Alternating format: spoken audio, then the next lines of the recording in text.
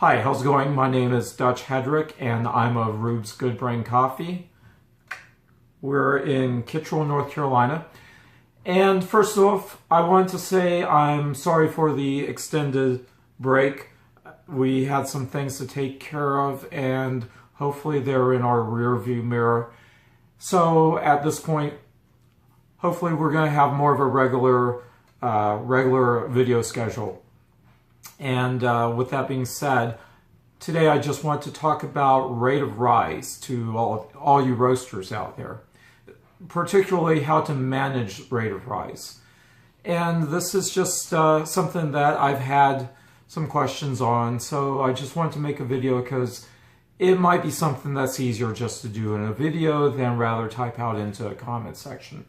So, first off, as you may know, rate of rise is something that Scott Rayo has emphasized as important for roasting because he collected data over years and years and years, and I think in 2014 he came out with a book in which he talks about the things that he observed will help a coffee roaster create good coffee. And one of those is a steadily declining rate of rise. Now, it's not as simple as just having a steadily declining rate of rise because there are little twists and turns in your roast profile that the coffee is naturally going to want to take. And as a roaster, your job obviously is to try to navigate those little bumps and dips and try to make it so that your coffee's rate of rise goes down as smoothly as possible and doesn't spike up too much or plunge too heavily. Okay? Now, first off, I just want to talk about the beam probe. Everyone's beam probe is different, okay? There's a particular beam probe in here that is different from a beam probe that you would see in a Loring or in a San Franciscan, for instance. And let me say that when I was working at a roastery and we started trying to follow the Rayo method, we got very hung up, at least some of us got very hung up on the rate of rise being perfect. Now, let me say that whether it's in a $3,000 Aillio or a several $1,000, tens of thousands of dollar Loring, that rate of rise, the reading that comes from your beam probe, is not going to be perfectly smooth. As you go on in your roast, it's going to bump up and down every once in a while. So it may say at one point, let's say 12 degrees Fahrenheit per minute, and then the next second it may say 11, and then 12, and then 11. That's fine. Don't worry about that, okay? Because your beam probe is constantly collecting data, constantly, okay? So let's say that your beam probe reads 1 degree per 3 seconds. It's rising. It's going to say that in that case, it's going to tell you it's going, your coffee is going up 20 degrees per minute, all right? Now, let's say the next second it reads 1 degree per 4 seconds. That's going to be 15 degrees per minute. All right, so we're talking about only 1 second difference. If that reading in your roaster ticks over 1 second later than the one before, you're going to get a variation there of 5 seconds, okay, or 5 degrees per minute. All right. So 1 degree per 5 seconds is going to be about 12 degrees per minute. 1 degree per 6 seconds is going to be 10 degrees per minute. All right.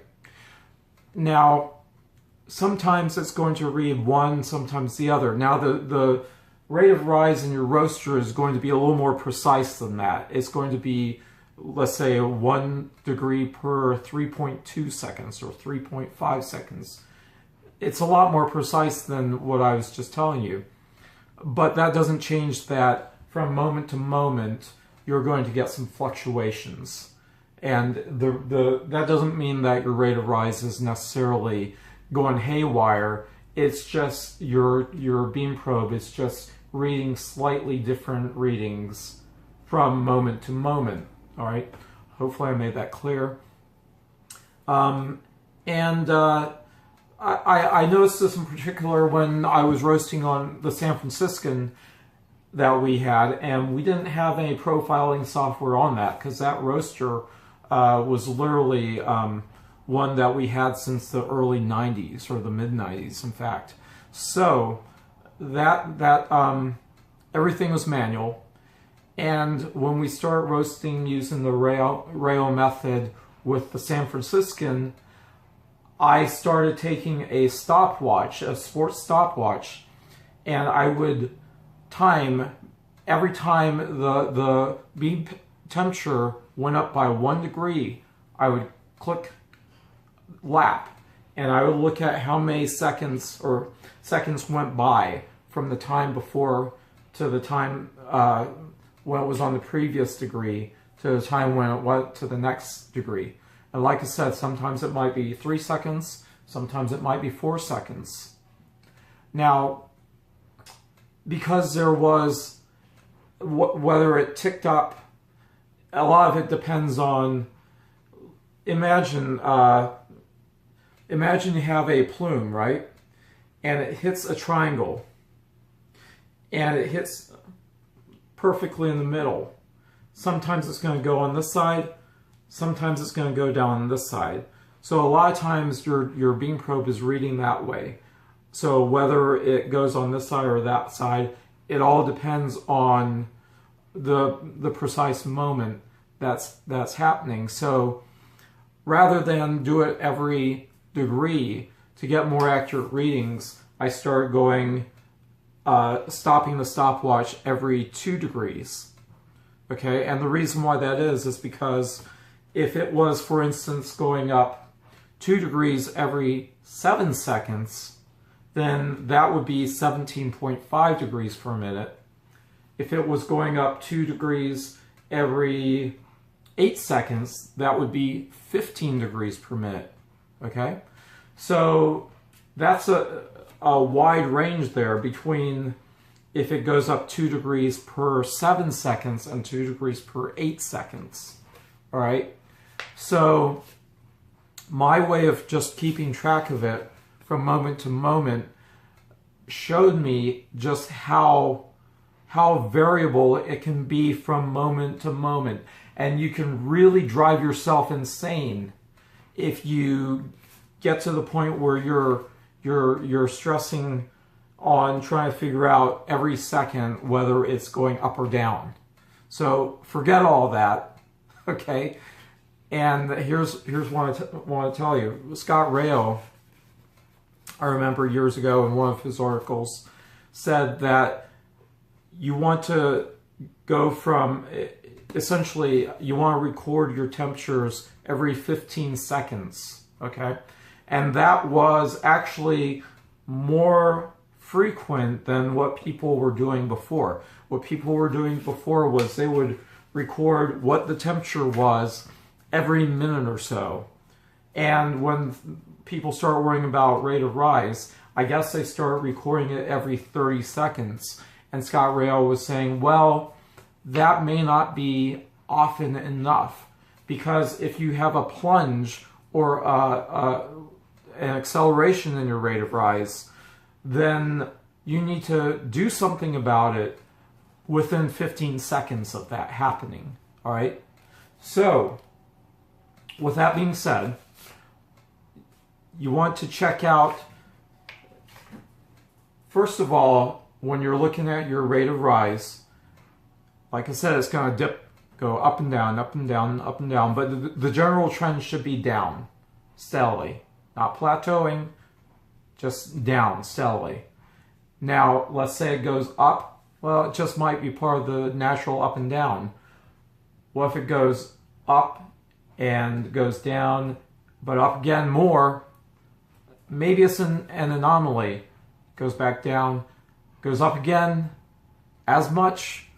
Now you can figure, okay, I better do something.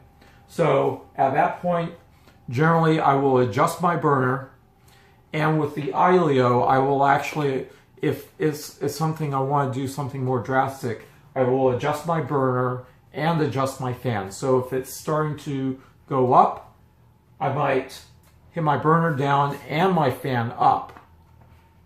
And because the fan will actually change it drastically, I don't want to have it up too much. So maybe I'll hit my fan slightly for a couple of moments and then put it back down to where it was. That way I'm not doing anything too drastic. And that's one of the things you want to remember, is just not to do anything too drastic. So I wouldn't hit my burner down several times, or hit my fan up, click it up several times. No, just don't panic. Do all your adjustments just a little at a time. Watch and observe. Maybe another adjustment. Maybe go up a bit and then come back down, whether it's your fan or your burner. All right, and so on. Now, here's another thing you might want to do. You might want to monitor from roast to roast for each particular coffee where these things happen, where it starts to plateau, where it starts to plunge after first crack. And after first crack has been going on for a while and you've adjusted your burner up, where at that point of the roast your rate of rise will start to rebound and start climbing again. Now, you're not going to be perfect the first time you do it, and you're just going to have to do it from time to time, looking, okay, this time it started to plunge at, let's say, 185 degrees Celsius. Okay, and then the next time it started to plunge at 186. Now, when you do this after so long, and you notice that, okay, we're getting at 183, 184, you might want to go ahead and boost your burner up.